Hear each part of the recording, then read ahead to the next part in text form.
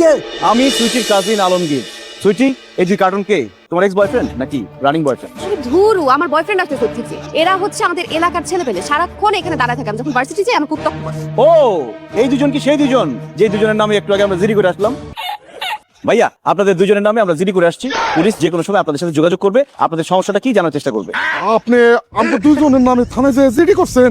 আপনারা প্রত্যেকদিন তোরা আমার কাজিনদের রাস্তায় দ্বারা ইফটিজিং করস, তোদের নামে জিডি করবো নাকি ফুল দিয়ে বরণ করবো রে? মাইয়া মানুষ রাস্তায় দেখলে কি মাথা ঠিক থাকে না? পুলিশ যখন ধরে নিয়ে গরম ডিম দিবে তখন বুঝবি ঠেলা। ভাই রে, আপনার পা ধরে মার খাইতেছি ভাই, আর জীবনে কোনোদিন ছুটির রাস্তায় বিশ্বাস করুন না ভাই।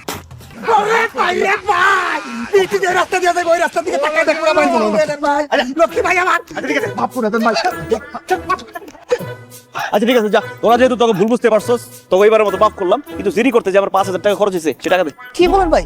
ভাই বিশ্বাস করেন, আমার কাছে কোনো টাকা পয়সা নাই। আচ্ছা দেখ, মানে ভিতরে একটু খুঁজে দেখি সিপাই সাপাই কোন টাকা পয়সা আছে। 500 টাকা ছিল। ওরে ফকিনি, টাকা নাই আর মেয়েদের সাথে টাঙ্কি মারার জন্য রাস্তায় দাঁড়া থাকো, তাই না? 502 টাকা হয়েছিল। আমার কাছে 510 টাকা আছে ভাই, এত 10 টাকা বেশি দিচ্ছি। ও নো, 4,000 টাকা লস। আচ্ছা যাই হোক, নাস্তার টাকা দে। কি বলতেছেন ভাই? আমরা কিসের নাস্তা করছি? কিসের নাস্তার টাকা দিব? আমরা তো সকাল থেকে কিছুই খাই নাই। তোরা ফকিনি, তোরা সকাল থেকে না খেয়ে থাকবি, কিন্তু আমরা যে জিডি করতে গেছি থানা থেকে বের হয়ে সুইটি বলছে তার খিদা লাগছে, তাকে রেস্টুরেন্টে নিয়ে 1200 টাকা খাওয়াইছি। 1000 টাকা দিলে চলবে। দেখ, আল্লাহর কসম লাগে ভাই, আমার কাছে আর কোনো টাকা নাই, একটা পাইও নাই ভাই, দিতে পারবো না। টাকা পয়সা নাই ভাই। কি বলি টাকা নাই? আচ্ছা ঠিক আছে, জিডি থাকলো, পুলিশ আইবো। আচ্ছা ঠিক আছে, যার সামনে থেকে বিদায় হ। জীবনে কোনোদিন সুইটির রাস্তার আশেপাশে তোদেরকে দেখলে মাইরা হাত দিয়ে ভাঙ্গা পুলিশের কাছে দিয়ে দেবো। স্যার, আমার পড়ার টেবিলে মন বসে না। তাছাড়া আপনি এত সুইট, এত হ্যান্ডসাম, আপনাকে দেখলে আমি সব পড়া ভুলে যাই স্যার। এই একদম দুষ্টুমি করবে না, পড়াশোনা মনোযোগ দাও। আচ্ছা শোনো, আজকে আমরা তাহলে 3 নম্বর চ্যাপ্টারটা বই না?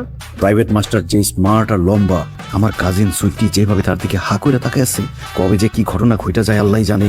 না না না, আমি থাকতে এটা হতে দিব না। আজকে যেভাবেই হোক খালুকে দিয়ে এই প্রাইভেট মাস্টারকে সারা জীবনের জন্য বাসা থেকে ঘাড় ধাক্কা দিয়ে বের করি। তুই সুইটির গায়ে হাত দিলি কেন? কি বলেন ভাই, আমি কখন সুইটের গায়ে হাত দিলাম? এ লুচ্চা করে লুচ্চা, মিথ্যা কথা বলবি না। তুই আমার চোখের সামনে সুইটির হাতে হাত রাখছস।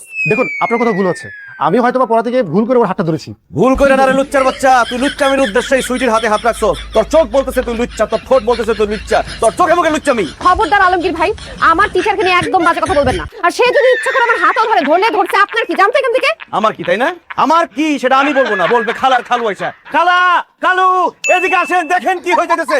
হাই হাই হাই রে, এই প্রাইভেট মাস্টার খুব খারাপ, তার উদ্দেশ্য খারাপ। সে একটু আগে সুইটির গায়ে হাত দিছে, আমি যদি সময় মতো না আসতাম সর্বনাশ হয়ে যেত। জি বাবা, উনি সব মিথ্যা কথা বলতেছে। আমার স্যার আমার হাত ধরে নাই তো, সে আমাকে জাস্ট পড়াটা বুঝাচ্ছিল। দেখছেন খালু, দেখছেন আপনার মেয়ে কি করতেছে? তার কাজিনের সাপোর্ট না নিয়ে এই লুচ্চা মাস্টারের সাপোর্ট নিতেছে। তার মানে কি দাঁড়াইতেছে? তার মানে দাঁড়াচ্ছে গোড়াতেই গন্ডগোল, সুইটি এবং এই মাস্টারের মধ্যে কিছু একটা চলতেছে।